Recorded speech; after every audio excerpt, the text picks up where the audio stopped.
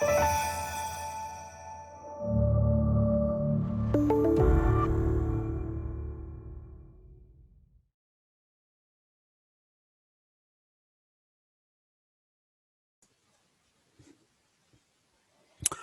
folks, you're all very welcome to study day 2, and today we start our preparation for the examination next, whenever that is, January.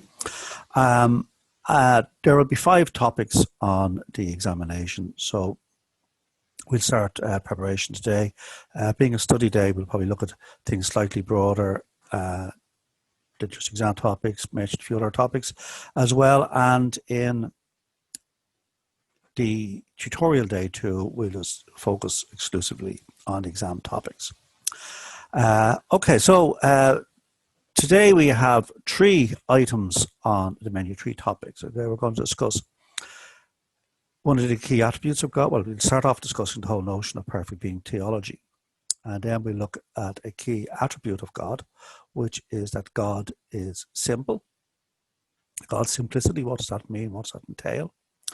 We'll also look at another key attribute of God, and that's God's omniscience.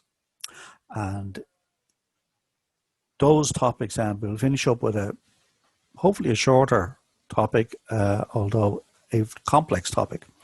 And that is the third argument, the ontological argument for the existence of God. This is Anston's famous ontological argument for the existence of God, which you've already studied by this stage. Okay, so we'll start off then today with the question. I have notes up here. I've managed to figure out how to put the notes up in front of me for the exact same handouts that you have, okay, that you should have, and these should be available underneath the video as well for this particular study day 2 talk. Okay, so the first topic then is God's attributes and nature, God's attributes, nature, and God's simplicity. A very important debate, as atheists claim that incoherence over divine attributes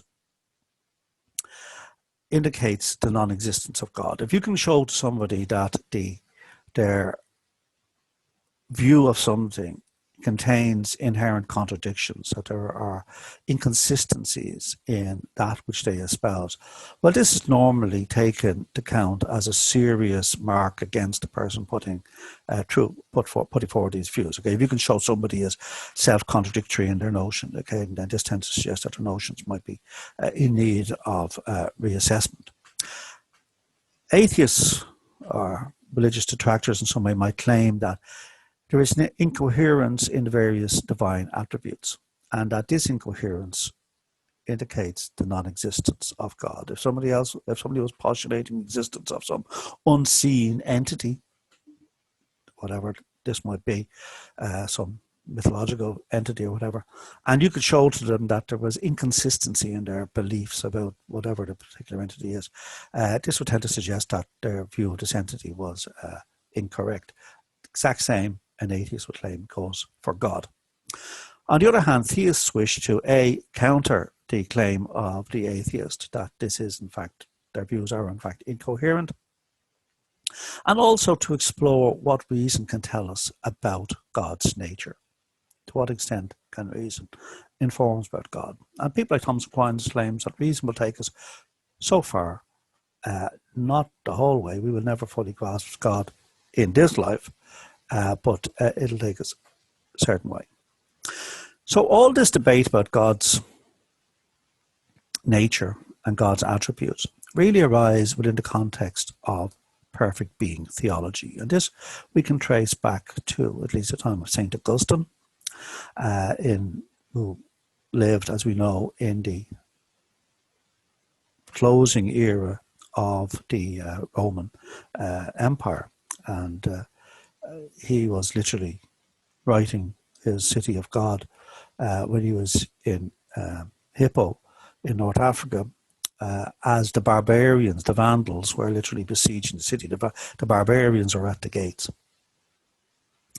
And as we saw before, it was one of Augustine's great insights to argue that the phrase that God utters to Moses from the burning bush, I am who am, was God identifying himself as the Greek metaphysical notion of being. He was saying, I am who am, that God is seeing himself as the pinnacle of that which the Greeks sought, which was the understanding of the nature of being. Okay, so it starts with people like Parmenides and continued on with people like Plato and Aristotle. What do we mean by being? What is existence in its fullest sense? Many of you will have encountered, of course, Heidegger, who tries to return to this question of the nature of being. So Augustine identifies God as being, God's deepest nature as being. Later on, Anselm, who we'll be revisiting again later on in study day 2, in terms of his ontological argument, he develops this notion of God as being, but seeing God as the most perfect being, that God is spoken of in terms of this pure perfection. And his perfection, Anselm argues, entails his simplicity. There was no divisions, there was no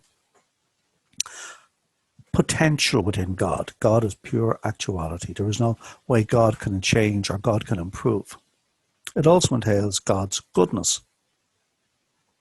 God is perfectly good in being. He's the omnibenevolence of God, a perfectly loving entity. God's knowledge, God has got all knowledge. We will be exploring this aspect later on when we see to what extent the notion of God having all knowledge, God being omniscient, actually tallies with the other cherished notion is that we have free will. And God is seen as omnipotent and God is seen as eternal. So today we'll be interested primarily in simplicity and knowledge, simplicity of God and the knowledge of God. And then, like I say, we'll get on to Anselm's ontological argument, the famous ontological argument. Aquinas also develops and is part of this whole perfect being theology trend.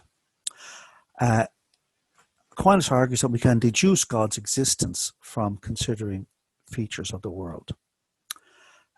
We saw that with his 5 ways. In the first few ways, he gave the cosmological arguments for existence of God, and they start from a fairly general feature of the world that the world is, and there's causality, or there's change, or there's degrees of perfection, or whatever. And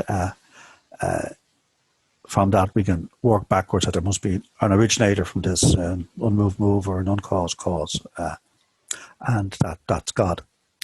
He also endorses the notion of the via negativa, the way of negation.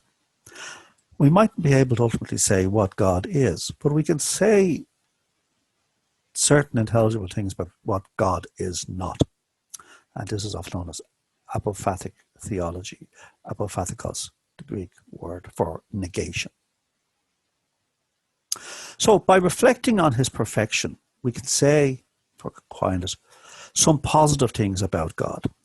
We can talk about his attributes, simplicity, knowledge, goodness, eternity, etc.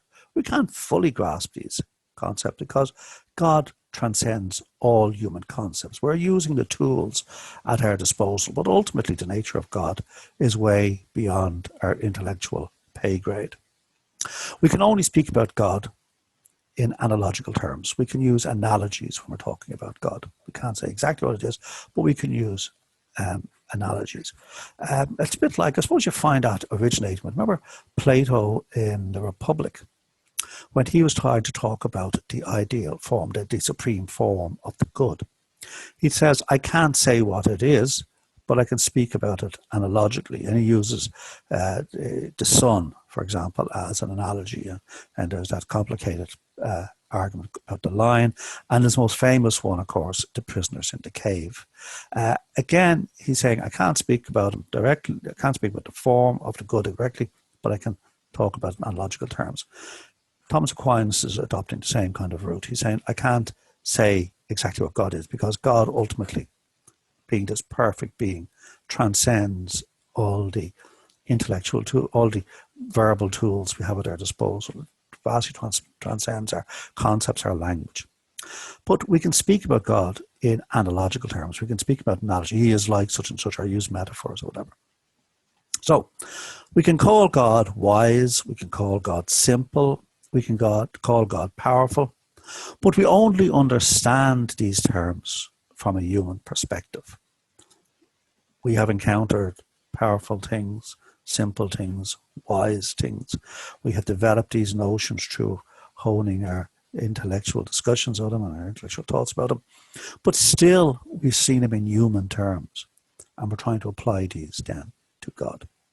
So God's goodness, his power, his simplicity, etc., transcend human understanding. But given what we have, given that we have been given reason, rationality by God, we can use this to try and understand God, if even only analogically. So, God's simplicity. Simplicity tends to suggest that something is not composed of parts. The same way too with God. There is no gradations within God. There is no potentiality within God. God's essence and his existence are the same thing. All other things, all finite created beings, you, me, the trees outside, the building you're in, whatever, have a distinction between their essence and their existence. So all other things have a distinction between their essence and their existence. But in God, his essence, his ultimate form, entails his existence. And this is a key aspect of his simplicity. There is no distinction there between his essence and his existence. If we could understand God's essence, then we could understand his existence. We would understand that he has to exist. In other words, we'd be able to do what Anselm will later try, well, later in our, earlier than this, but later in our proceedings today, will try to do, which is prove the existence of God by the idea of a perfect God. Thomas Aquinas is going to demur. He's going to disagree with Anselm on this, and he's going to argue that Anselm's argument would only work if we could actually know God's essence, what this perfect nature is. And as we can't, well, we can't know God in the way that Anselm wants to prove his existence. So God's essence, the form, how he is defined as his essential nature, entails his existence. Thomas Aquinas wrote, while he was basically a postgrad student, while he was in Paris studying, for the benefit of his colleagues who were confused over the notion of existence and essence, a work called De Ente et Essentia, a very important work which is now still read, what's this, nearly 800 years later. Mark of the man's genius. At that early stage in his career, he could write De Ente et Essentia. Swinburne argues, Richard Swinburne, the text argues, that God is a more simple notion than physical reality. Physical reality is characterized by multiplicity, by potentiality. It's constantly changing. Things are actualized in their potential. God is much simpler than this. There is no potentiality within God, pure essence. And there's also a distinction can be made between the intrinsic and extrinsic qualities. Okay? Physical things have intrinsic qualities and they have extrinsic qualities. Sorry about that, folks. There was an email beeping away in the background, distracting me, so I had to turn all that off. Okay, so where were we? Intrinsic versus extrinsic qualities. Okay, so intrinsic qualities are what really belong to a thing. It's an intrinsic quality of you that you're a human being. It's an extrinsic quality to you that you are married to somebody or that you're not married or whatever the case may be. So intrinsic qualities versus extrinsic qualities. The intrinsic qualities belong to something by virtue of its nature, its essence. A simple being does not have accidental intrinsic qualities, i.e., it does not have intrinsic properties that can change. This is the part of God's simplicity. Therefore, simple beings are, in their essence, in their nature, unchanging. God, it is argued, has perfection in all his properties. His simplicity means no change in these properties. Furthermore, there is no distinction amongst God's properties. So, although we might talk about him as being omniscient or omnipotent or omnibenevolent or of eternal nature or simple or whatever, these things are all one. They're all together in mass. There is no... It's our distinctions, our perspective on him that divides this up. This is not intrinsic to God.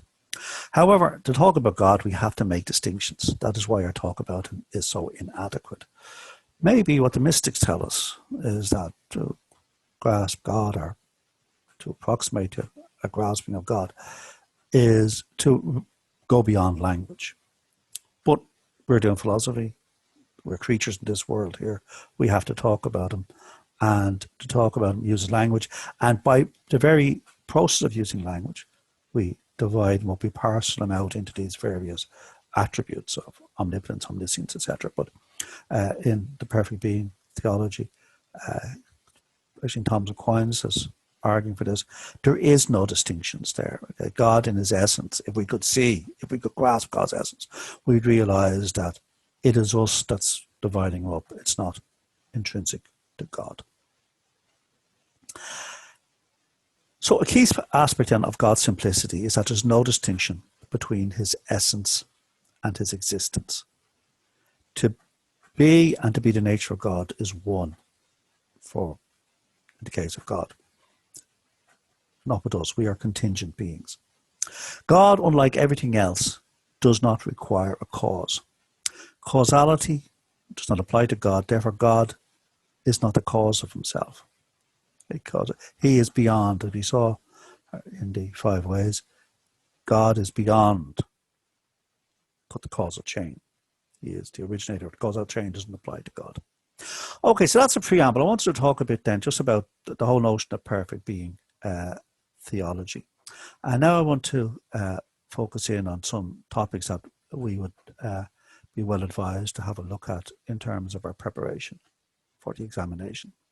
And within perfect being theology, one of the key attributes of God, excuse me, is his simplicity. So, sorry, I just did that simplicity there, okay, and that's one of the, I'm losing the track of myself here again. That will be one of the things we should look at in terms of our preparation for the examination, God's simplicity, okay. I'm recording this late on a Sunday evening and it's been a long week. Okay, so now I'm going on to the second topic. Having dealt with the first topic, which is perfect being theology, and key aspect of God's simplicity. I'm looking at now another key aspect of perfect being theology, the second topic that we want to have a look at in our preparation for the examinations. And this is the issue of divine omniscience and human free will. Okay, so divine omniscience, by its very nature, seems to rule out human free will. And if we were all sitting here around the table together, we could discuss, well, why is that the case? Okay, and I get your ideas. But alas and alack, we are doing things remotely. He seems to know everything. He has to know everything. It's part of his nature that he is omniscient. If he is omniscient, he knows that you are watching this recording today. You might thought that you had a choice, no matter. You could have gone shopping. You could have done a whole lot of other things. But they weren't live options. It was not open to you to do that. Because God knew since the time of the Big Bang that on this particular Saturday, you would be sitting here watching this recording. You thought you had a choice, but you really had no choice, no free will.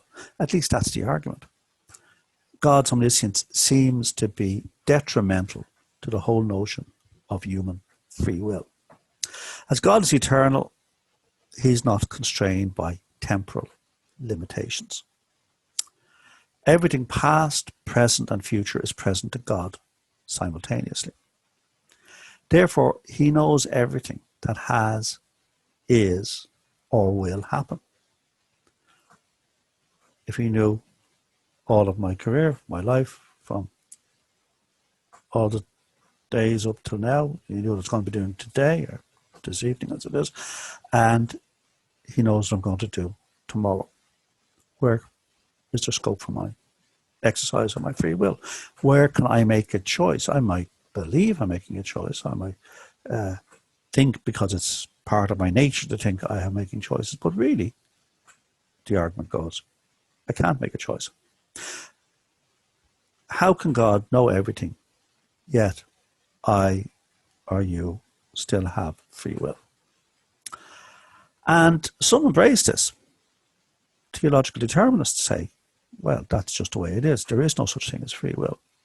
And they'd say it's impossible. So they accept the impossibility of free will, which is a very strange thing when you think about it, because it means that if you are a Mother Teresa, or wholly a devout and good, decent person, or if you're the greatest villain, you don't really have a choice no matter. You know, if you engage in larceny or bank robbery or whatever, you don't have any option. You are destined to do that, which means that from the get-go, you are destined to end up being punished for this. So it's a hard one for many people to go along with this notion of theological determinism. Thomas Aquinas, though, will not go along with that. He's going to argue that we do have free will. So this seems to be a major problem when we argue that God is omniscient. It seems to rule out any prospect of our free will.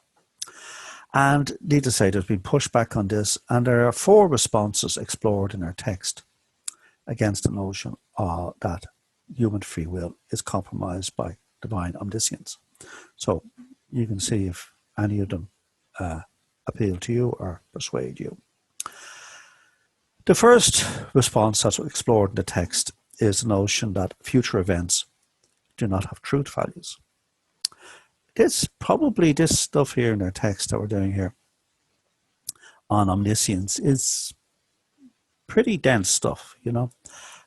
You're running up against all sorts of things there about modality and whatever. So it's one of these you have to sit down and really roll up the sleeves and go through again and go through it again, because I can guarantee you, folks, it is unlikely that the penny will drop on the first reading of the material. Okay, it's difficult stuff. Okay, so this first response then to this notion that we don't have free will is the notion that future events do not have truth values, and the argument is that the future does not exist.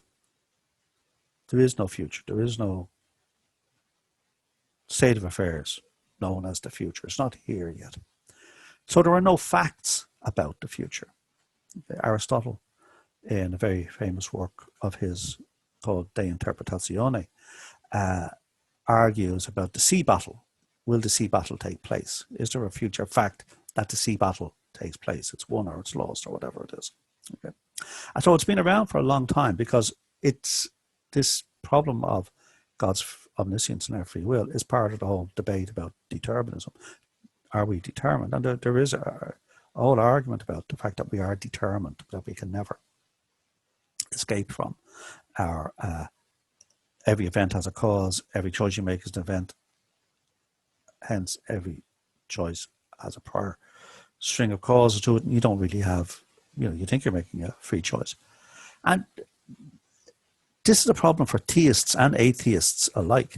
So you have sort of a staunch atheist and one of the 4 horsemen, the so-called 4 horsemen, who campaign against religious belief, Dawkins and Harris and the other chap, but the guy I'm talking about is Daniel Dennett. And he sort of embraces this whole notion of determinism, and he says, It's just part of our psychology that we are evolutionarily conditioned to think that we have free will. So there is a general problem about determinism, and determinism is a problem for everybody, theist or atheist. What we're particularly interested in here is the notion of determinism that seems to be suggested by God's omniscience. And this argument here is that the future doesn't exist, hence there are no future facts about the future, no facts about the future. There is no state of affairs now that makes a true fact in the future, because the future doesn't exist. There is no, there are states of affairs now which might end up or dispose certain things to happen. But as there are no future, the future doesn't exist, there are no future facts now. So there's nothing now which makes something in the future true, because there is nothing in the future yet. Hence, as there are no facts to be known, so there's no future facts out there, it is erroneous to say that God knows them. So God's omniscience does not extend into the future, because as there's no future facts, we can't say he knows these facts. They don't exist. Furthermore, as there are no such future facts, God's not knowing them doesn't compromise his omniscience, because he is omniscient. He knows everything that it's logically possible to know. It is not logically possible to know a future fact, because such future facts don't exist. Hence, he doesn't know them. So an objection to that then is that, well, are there not future facts? Like, we can make probabilistic, and I sincerely hope I've spelled probabilistic correctly there, probabilistic predictions about the future that come very close to certainty. For example, probably most of you, if you are wise, and if somebody would take up the bet with you, would put down hard currency that the sun will rise tomorrow. But if it doesn't, all bets are off anyway. But it's a pretty sure winner, okay? That it's a pretty sure winner that Christmas time will arrive, okay? 25th, whether or not Christmas gets here, with all this monarchy going on at the moment, but the 25th of December will come around. That's another pretty good, certain bet. So they argue it is close to certainty. Also, this response seems to have implications about facts about the past. If there's nothing which is currently making the future true, is there anything that's currently making the past true? Now, I'm not going to get into this, okay, because we don't have time. It'll do our heads in. And also it takes us into very, very deep questions about the nature of time, and that's not part of our remit now. So just, I suppose the thing is that the objection is that, yeah, we can't know the future facts, but we can come down near to it in terms of the probabilities. So that's the first objection then, or the first response to the free will argument. Again, that God omniscience. The objection to God's omniscience is that it seems to have free will. And the first response to that argument is the notion that future facts don't exist. The next response, okay, to that objection to God, the coherence of God's notion of omniscience, is the notion that God can relinquish his knowledge of our future actions. And this is often known as the kenotic defense, or the kenotic account. And it comes from the Greek word kenosis, which means emptying, the emptying of oneself. So God chooses to divest himself of all knowledge of the future. Why? Well, to preserve human free will. So he's going to say, no. I'm not going to take a sneak peek, a preview of what Kieran's going to do tomorrow, because that would deprive him of his free will. And I'm going to empty myself of this knowledge, divest myself of this knowledge, and that gives him his free choice. But there's problems with this, because it seems to have negative implications for the notion of perfect being theology. For instance, it suggests that God can change. And that seems a bit of a no-no from perfect being theology. It means that God can change himself, that they can undergo change. He's not this pure perfect being. There's potentiality. He can potentially actualize, or you can actualize his potential not to know things. Okay, like a parent who is deliberately turning a blind eye to something their child is doing and they just don't know about it, don't tell me. Okay, so God can change. Also, it means that omniscience is not an essential attribute of God. In perfect being theology, God's being omnipotent, God being omnibenevolent, God being eternal, God being simple, these were considered to be essential attributes of God, including omniscience.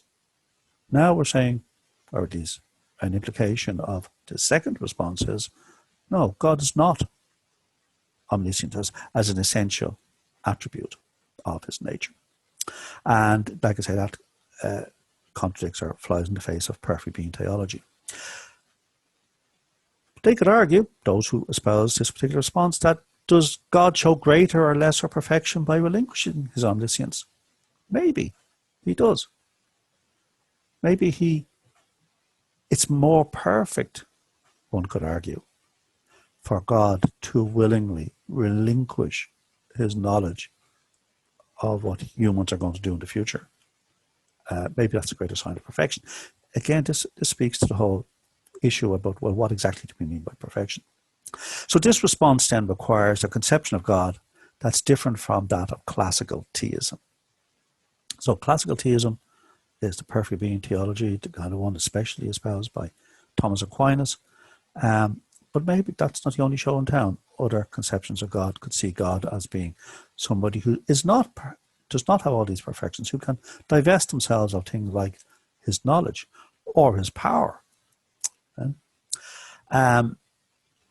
The third response now to the argument that God's omniscience clashes with human free will, the third response is that God does not have foreknowledge for the simple reason that he does not exist in time.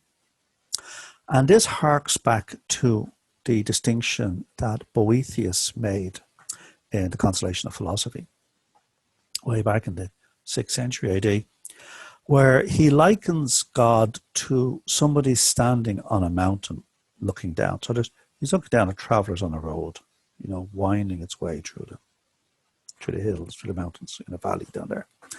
And they can only see a certain way along the road into their future, or analogically into their past. But the person on the mountain can see everything at a glance. He can see where everybody is in relation to everybody else. Okay? What obstacles are ahead of them, what obstacles they've overcome. So it's an analogy. But it's a nice analogy, it's a good analogy, that God sees everything as a single instance. There is no waiting in time. He sees everything. Now that's just an analogy, okay?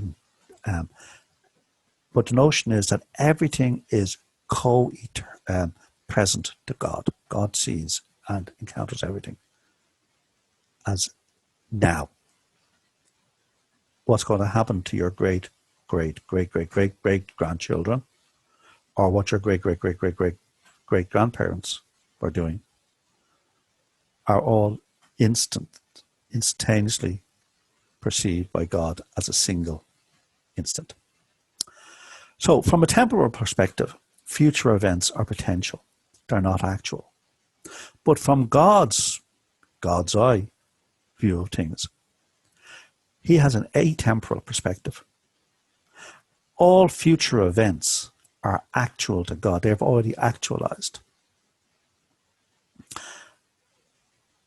Having foreknowledge, though, only makes sense in a temporal context, looking ahead. I'm located in time. I'm looking ahead. I have foreknowledge. Okay, I have foreknowledge of who's going to win a horse race or something, or at least I think I do. Yeah. Being outside of time, because he's eternal, he's not a temporal being, he's an eternal being. Being outside of time, God does not have foreknowledge. So it is inaccurate to say that God knows what I'm going to do, because God knowing what I'm going to do would suggest that he has foreknowledge, but he doesn't have foreknowledge. He exists outside of time. and hence it is actual to him. There is no forwardness about it, okay? Now, I don't know about you folks when you read this, but it all seems a little bit suspicious to me.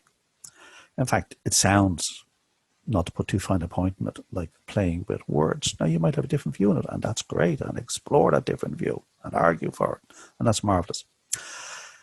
It's also open to the general criticism of God's eternal nature. We saw that, or we'll see that in Unit 3, Section 3 of Unit 3. Okay, there are criticisms of God's eternal nature. Does that make sense? Is that coherent itself? Okay, and obviously, if you were sitting in an examination and you were exploring this particular question, you're not going to wander off into discussing in any depth God's eternal nature because, well, you don't have time for that. Okay, so I'm just mentioning, though, that it's also open to those criticisms. So the fourth and final response explored in the text to this notion that God's omniscience is inconsistent with human free will is the response from the modality, nature of necessity. Now, this is a complicated one. Okay, I suggest, if you've been reading all evening, some evening through this section, again, you stop and first thing in the morning you tackle this bit because it is probably a little bit complicated again, because there's certain distinctions made in it, and we'll have a look at it now anyway. So there's the distinction between absolute necessity and suppositional necessity. Absolute necessity is implied by the principle of non-contradiction. Okay? That is, something is absolutely necessary; it cannot be otherwise. So, for instance, to deny that man is an animal is to contradict the essential meaning of the term man. Okay? It's part of the fabric of the world, basic fabric of the world, absolute necessity. So you can't have, Fido the dog and deny that Fido is an animal, because it's by virtue of the nature of the reality, the nature of a species dog, that it's an animal, and that it is a absolute necessity that this is the case. Okay, it cannot be otherwise. Suppositional necessity is a different kettle of fish.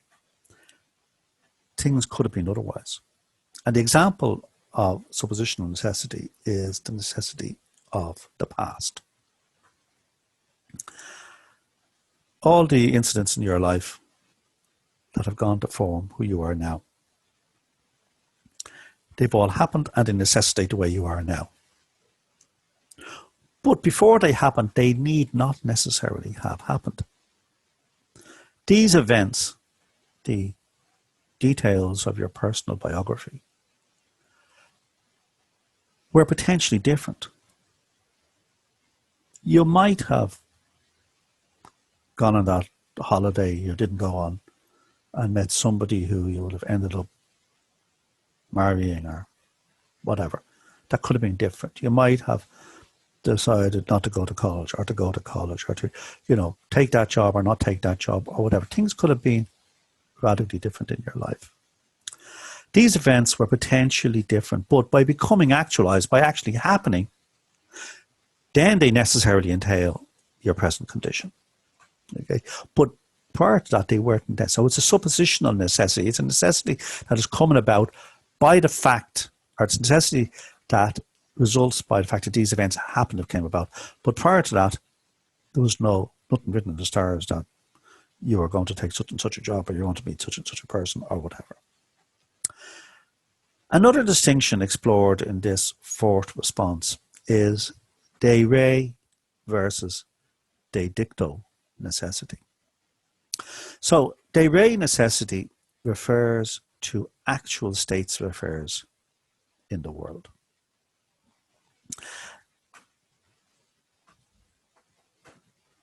There are metaphysical constraints that entail necessity.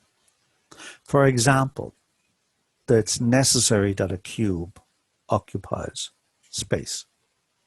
That is part of what's being a cube. Okay, you take a cube that occupies space, or you take any entity, any body, okay, that has dimensions, it occupies space. That's necessary part. It's part of the metaphysics of it, okay?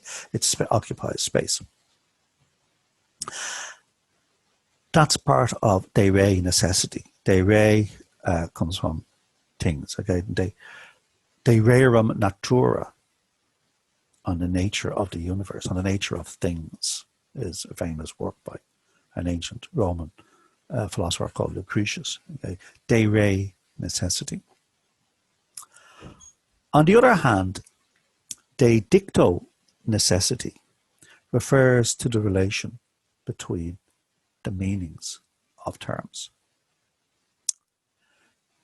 It is necessarily the case that a bachelor is an unmarried man.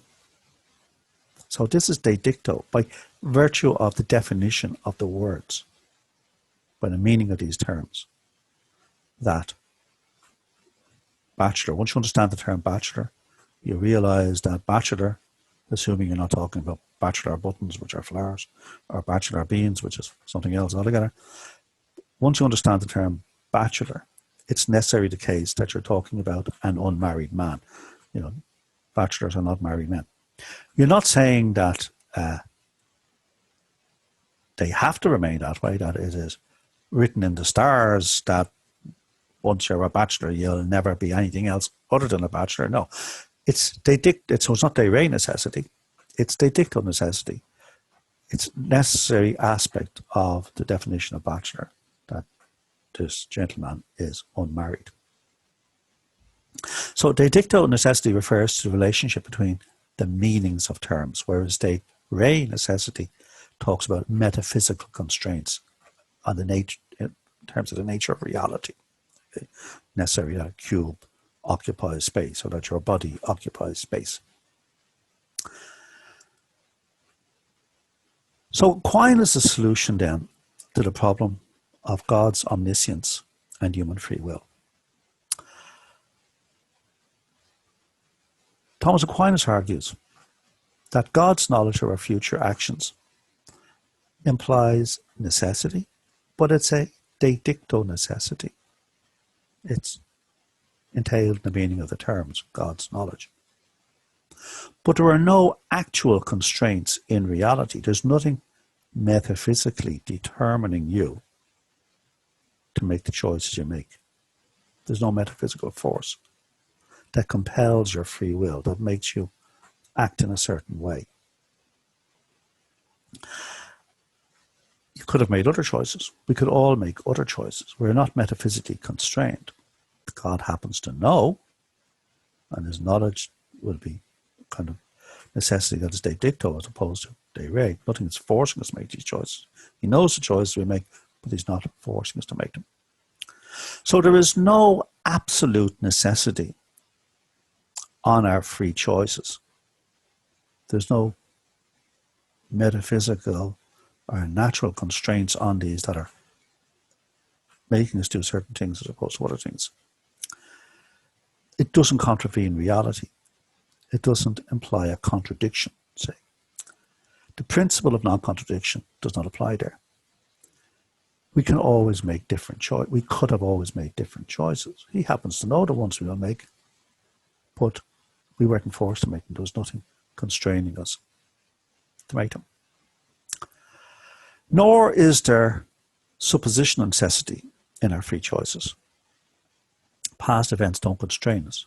It's not the case that my past events predetermine me to do certain things. I have free choices. There's no metaphysical constraints on me that is disposing me to make certain choices rather than others.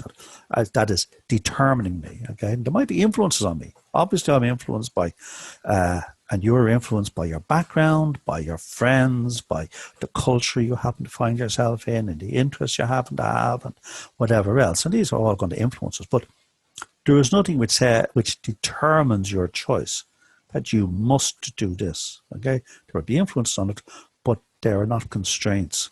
You can always do otherwise. Thomas Aquinas argues. So for this argument to work, we must first of all accept the distinction between de re and de dicto necessity, And we must accept that the de dicto necessity of God's knowledge does not compel our choices. So just because God knows what you're going to do, it doesn't mean that you've been compelled to do it. You always could have done something else. It just happens to be the case that God knows what you're going to do. Literally, God knows what you're going to do. Often we use that phrase, God knows what he's going to do, means we don't know. Well, God knows, literally what he's going to do. Again, I am not personally persuaded by this, because there might not be anything metaphysically compelling me to make a particular choice. But nevertheless, God knows what I will do. And you could argue it still sounds as if the future is fixed, but then maybe not. Maybe this de dicto necessity actually does work. Okay, so it's problematic. Okay, I will leave it up to you to decide, but read that section, read it several times. You might get something different out of it than I got. You might find it much more persuasive, this de dicto necessity as opposed to the re necessity. But it's an interesting one nevertheless. Okay, and see if you're persuaded at the end of it. Now that's a complicated old argument, and you'll have to go over it several times again. Bear in mind, if you were writing on this in the examination, you don't have an inordinate amount of time at your disposal. So there is not going to be an incredibly detailed exposition. There would be an exposition. So it's a case of knowing the material, going through it, saying, and being able to identify clearly and concisely the nature of God's omniscience, why it is a problem for human free will, and what are the responses. Okay, and you get those down. So if one was writing on this, indeed on any of the questions in the examination, or indeed the assignments that you're all writing at the moment, it has to be a concise, business-like affair. Okay, don't ramble off into highways and byways of interesting but nevertheless irrelevant topics. Okay, keep it focused, and what you're going to keep it focused on, of course, is our text here. Okay, it's complicated enough. I want to see what's going to gladden my little heart is the sign that you have read the material and you know the arguments in our text. Okay, not something that has appeared from the internet or whatever, but that's in our text. Okay, so this is going to lead us on then to our third topic, and of today, another topic which I think we'd be well advised to have under our belt as we head towards the examination. And this is Anselm's ontological argument, another famous argument for the existence of God. There are three classes of arguments basically for God, and we've experienced two of them already. There are cosmological arguments, like the first 3 or 4 ways of Thomas Aquinas. Then there are arguments, these cosmological arguments take on a general feature of the universe, that there is motion, that there is causality, or that there are contingent and necessary beings, or there's a hierarchies of perfection, or whatever, and extrapolates from that to an original cause, which is God, in these cosmological arguments. Then there is another class of arguments which today are much more known and are much more popular, and these are arguments on design. Now, we saw Thomas Aquinas' fifth way, his teleological argument, as a forerunner to that. These arguments on design. So we're taking not just a general feature of the universe, but something fairly specific in the universe, apparent order, design. Paley thought he saw that in the organism, in living organisms. That was undermined greatly by Darwin. And then I mentioned a few of the modern people who argue for design, people like Swinburne, who will talk about the fine-tuning of the universe, or Legislative Unity of the Universe, or people like Stephen Meyer, who talk about biological information, order in the universe, which is necessary for, say, Darwinian evolution even to take place, and that's the presence of DNA and RNA molecules. So there are arguments from design. This is the third class, and it's the ontological argument. And there's various iterations of this. Anselm has one. Later on, Descartes will have another. Spinoza, to a certain extent, seems to have one. But the guy who originates it is our friend Anselm in the late 11th century, around 1100, that period. And he was in Canterbury. Okay, he actually come over, as far as we can tell, after the Norman invasion. The Normans invade England in 1066, Battle of Hastings and all that. And he had been in Normandy in Bec, in a monastery in Bec, and he comes over to Canterbury as Archbishop of Canterbury. Presumably he's one of the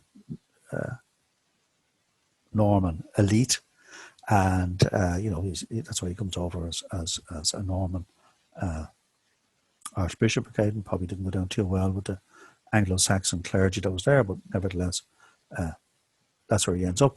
And he writes his famous proslogion and his argument for the existence of God, the ontological argument. And this is one of these fascinating arguments in that it's been around since the time of Anselm. We know when it was invented. Anselm does it. And everybody's had a go at trying to disprove it. Okay? Apparently, even Bertrand Russell, who was a very, very famous atheist philosopher, English philosopher in the he'd got a long old innings. He was there from 1872 to 1970 and still firing on all intellectual cylinders way into his 90s, and truly remarkable man. But even at one stage, he was converted to it. He was apparently walking to the shops or down to the chemist or something, and he says, oh my God, the ontological argument actually is sound. It hangs together, Now, obviously it wasn't sound enough because he became, like I say, a famous atheist afterwards. He would have been a forerunner of kind of people like Dawkins and Dennett and that kind of stuff.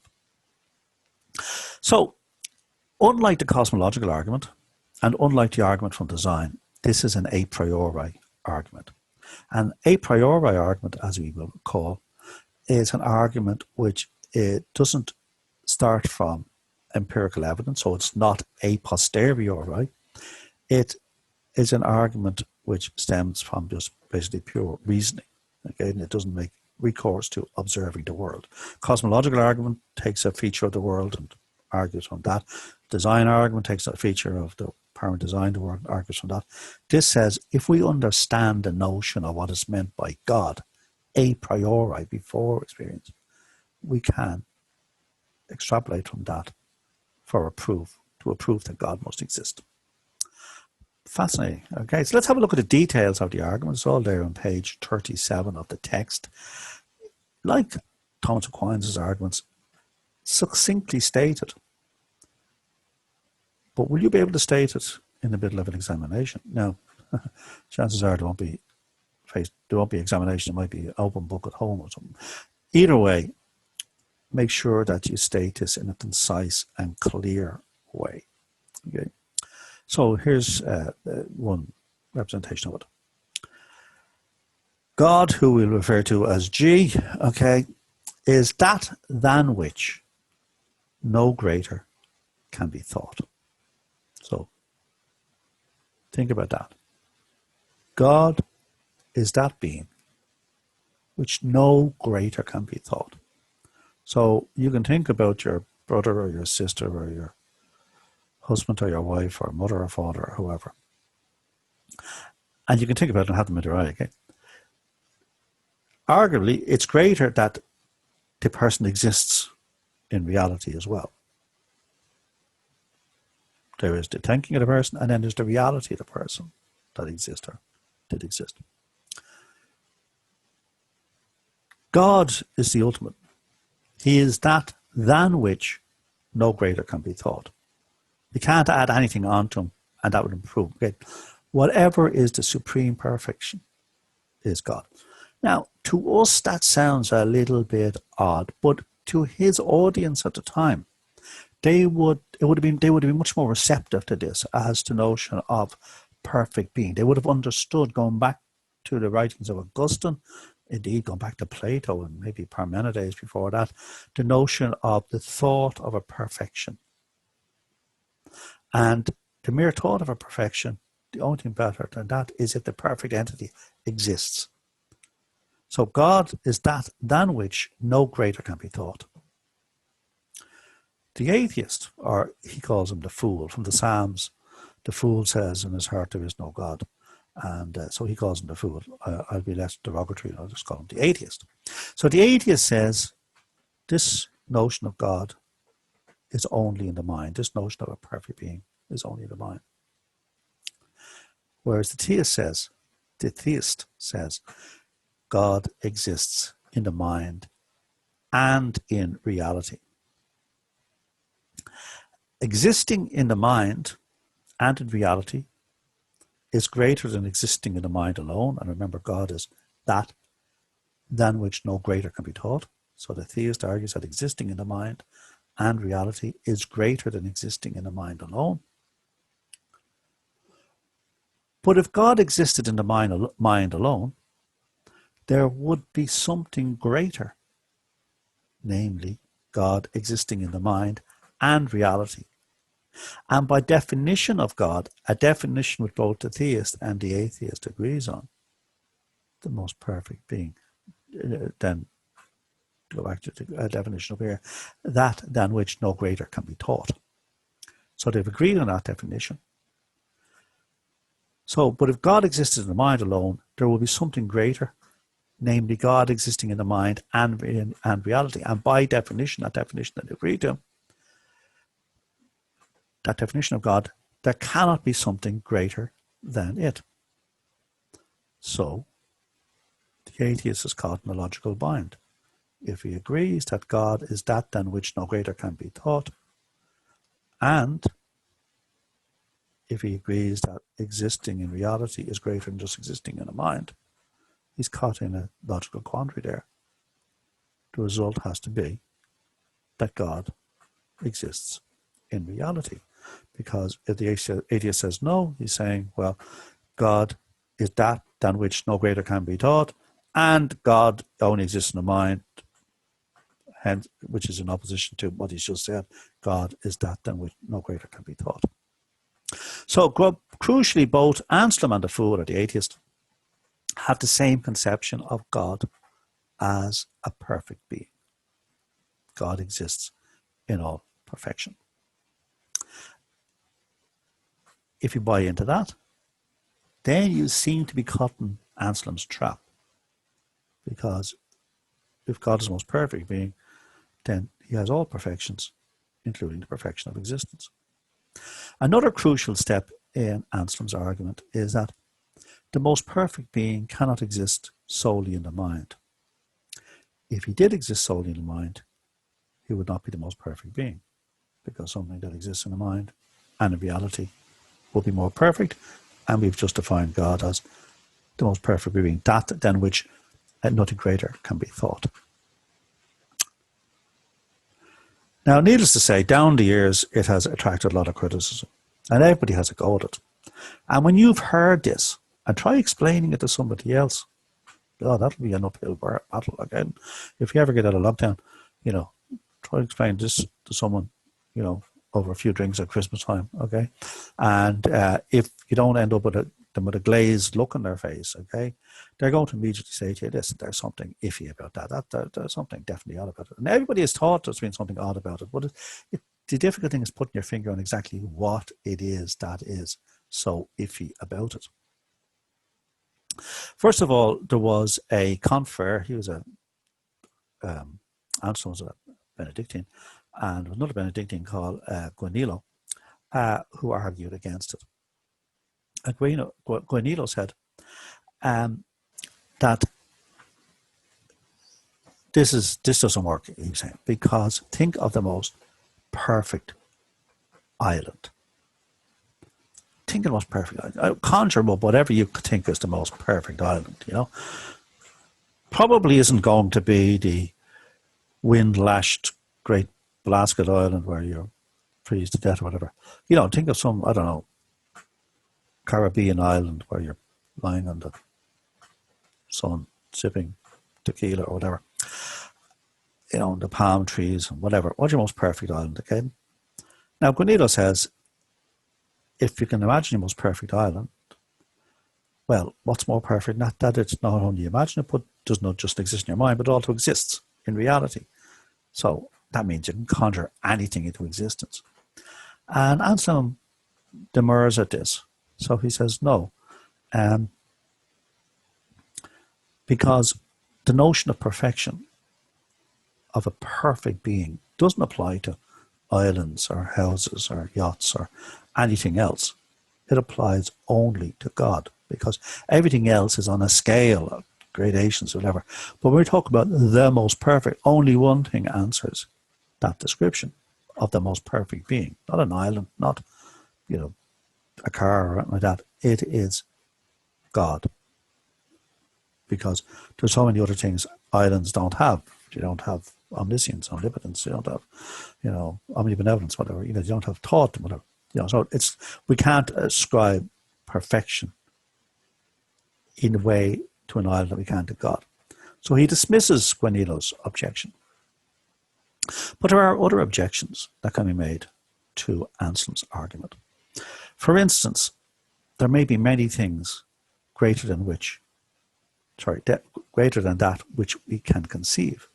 Just because we can't conceive greater things, that doesn't mean there aren't. There could be an infinity of things which are just way above what we can conceive, because we're attributing to God all these perfections, but maybe there is a plethora of other perfections which just we haven't a clue about, are things greater than which we can't conceive. The fact that we can't conceive them doesn't mean they're not there. So this is another argument leveled against the ontological argument. In fact, what does greater than mean? How do we have gradations of perfection like that? Greater than. It's one of these things that are unclear. Again, remember we saw earlier on about the kenotic argument. Is it a greater perfection that God retains all his knowledge? He's omniscient. Or is it a greater perfection that he's able to relinquish some of this knowledge in order to save you in free will? So the whole notion of greater than or more perfect than, whatever, is fraught with difficulties. It's an unclear concept. Kant also, Immanuel Kant in the 18th century, also had a go at it. And he argues that the fatal flaw in the argument is that existence is not a predicate. So I can't say, you know, Fido is brown, Fido is happy, Fido is 10 years old, Fido is whatever, and Fido exists. The existence isn't a predicate in the same way as his brownness is, or his happiness is, or whatever. When you talk about Fido, you've already made a covert existential proposition. You're saying, I am talking about an entity that exists and it's called Fido and it is brown and it's happy and it's whatever else. You attribute to it. So existence is not a predicate. Okay? You know, you don't say, you know, take my car, my lovely car, it's blue, it's new, it's, hybrid, and it exists. No, hang on a second, you know, it's being a hybrid and it's being blue and whatever, and new are predicates of it, and existence is not of the same. It sounds like a category mistake to try and describe the car as having the predicate of existence. By saying the car in the first place, I've already made a covert existential statement that that exists. Okay? It's not an added predicate that I'm adding to the notion of the car. So this is a Kant's notion that Anselm is treating existence as a predicate, and existence is not a predicate. So it's not the case the most perfect being exists in the mind, and if he also has the attribute of existing, it's even greater. No, because existence is not a predicate. Finally, or at least I'm sure there's other objections, and you might come across them yourself, but the last one I'm going to consider is Aquinas' objection. Anselm's argument would work if we knew God's essence. Because if we knew God's essence, we could see then that he has to exist. We would see that as part of his essence, that his essence entails his existence. But the thing is, we don't know God's essence. We can only speak about God analogically. God is this perfect being that is way beyond us. So if we knew God's essence, we could then say, yeah, he has to exist because we can see it's part of his essence. We don't know his essence. So Anselm's argument doesn't work because it requires a level of knowledge which we can not attain. So then, what is the religious worth of this particular argument, of Anselm's ontological argument? Now, it's not at all certain that his argument was put out there to convince unbelievers. Like, it wasn't as if the late 11th to early 12th century was awash with atheists. The place might have been awash with heretics, in other words, they were launching crusades against Muslims in the Middle East, in Palestine. They were about to launch crusades against the pagan Baltic peoples, the Lithuanians and Estonians and Finns and people like that. They were about to launch crusades against the heretics of southern France and Lombardy and Italy and northeastern Spain and places like that. So there was heretics about, but everybody believed in some form of God or whatever. So it was the atheists just didn't. It wasn't a thing, So he's not sitting there saying, "I'm going to convert these damned atheists." Okay, so it's an intellectual exercise, but it also seems to be an intellectual exercise in the context of other larger kind of discussions and kind of meditative acts or whatever to help understand God. And it's, supposing we were to say there was no God, is there one kind of knockdown, drag-out argument we could use, again, for this? Right? And so probably wasn't meant to be a standalone argument, and no more so than, say, Thomas Aquinas' 5 ways were meant to be standalone arguments, okay, designed to convince unbelievers. It's part of the tradition of faith-seeking understanding, okay? So, how can we deepen our knowledge of God? How can we deepen our understanding? How could we know, for example, that God exists a priori? Okay, without having to rely on cosmological arguments or whatever. And it's also has to be said that it's not widely known amongst religious believers. Chances are most of you probably have never encountered the ontological argument until you start studying this course here. Okay, and also it's not one of those arguments which you're going to use. Could you imagine trying to explain this argument to your atheist friends? Okay, it will make no sense to them, okay, because they can't understand the notion of perfect being theology. The readers, the listeners in Anselm's day, and indeed for long afterwards, would have had a notion of God as the most perfect being and what that entails, coming from the Augustinian tradition, and only those within the philosophical and theological know-how. For the vast majority of people, it would have just gone over their heads and they wouldn't have given it any thought. So it makes sense within that philosophical, theological milieu. And that's why it's only philosophers are the ones who have had a go at it, okay? It's not part of the general discussions. It's not one that you'll ever this argument's not one you'll ever come across used in popular debates or whatever, because you have to be in a particular mindset to grasp and understand it.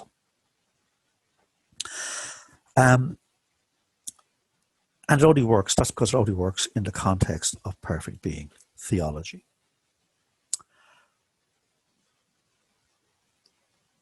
It works if the atheist, or the fool in this case, is persuaded that to subscribe to the metaphysics of the ladder of perfection, that there is this gradation of perfection, starting with God, the most perfect being, and working down to angelic intelligences, human intelligences, sentient animals, insentient plants,